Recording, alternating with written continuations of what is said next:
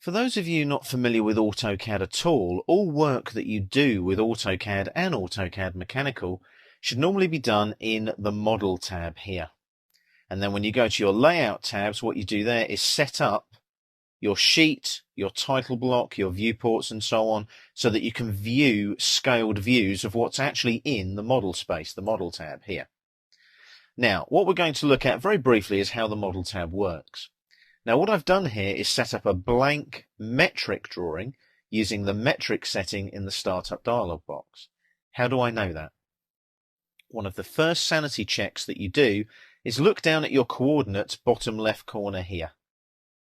As I move around, you can see the crosshair moving, you can see the coordinates change.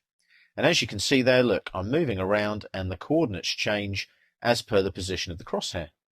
We're using a coordinate-driven system, so we're using X and Y coordinates. You'll notice there's a 0 there in the coordinate readout that doesn't change. That is your Z coordinate for when you work in 3D, 3 dimensions.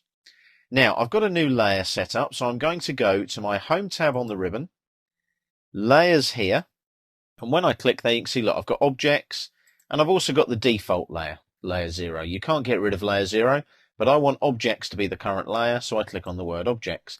Notice there's a lot of tools here for working with layers in Autocad Mechanical.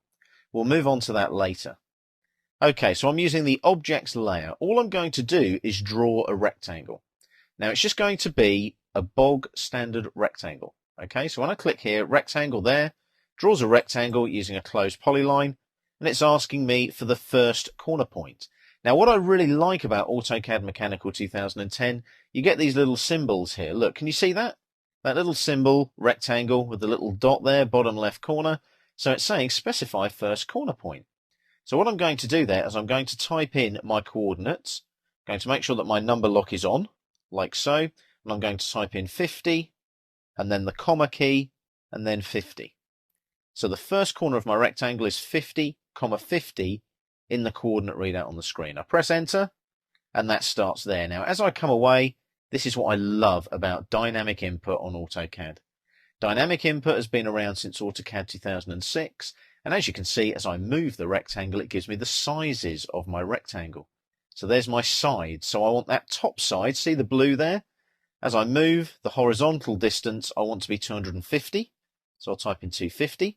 If I just press the tab key on the keyboard, it tabs me to the other Y direction on the rectangle, and I want that to be 150. So when I press enter now, that's done. I've got a 250 by 150 rectangle. That would be metric, so let's say metric millimeters. So it's 250 millimeters by 150 millimeters. Look at how easy that is to do. Autocad Mechanical also has a lot of other rectangle tools. Look, if I click on the flyout, I can draw midpoint of base rectangle, for example. I can also do a midpoint of the height. I can also do a center. So it uses the center of the rectangle as the start point, and you then specify a corner. So that's really rather clever when you think about it. So let's draw another rectangle. I'll use the center option, and I'll pan across now. There's my little symbol showing the center. And as I move over there, you'll see my object snap kick in, which is my endpoint snap. If I left click on that endpoint snap now and move away from it, look, you can see my rectangle starting to take shape from that center point I've selected. And as I move away now, look, it's the same idea. I can type the distances in the boxes.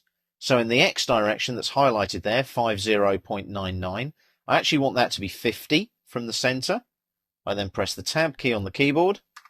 And I also want it to be 50 vertically from the center, so I type in 50 there. And I press enter again.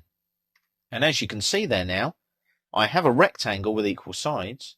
In other words, a square. And that is actually 100 this way, remember, and 100 this way, because I've gone from the center, 50 along that way and 50 down that way. So as you can see there, using Autocad Mechanical and using rectangle commands available only in Autocad Mechanical, you can create rectangles in a much quicker and much more effective fashion.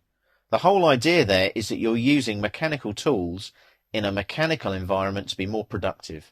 And the bottom line is you're more profitable working on a mechanical project like that.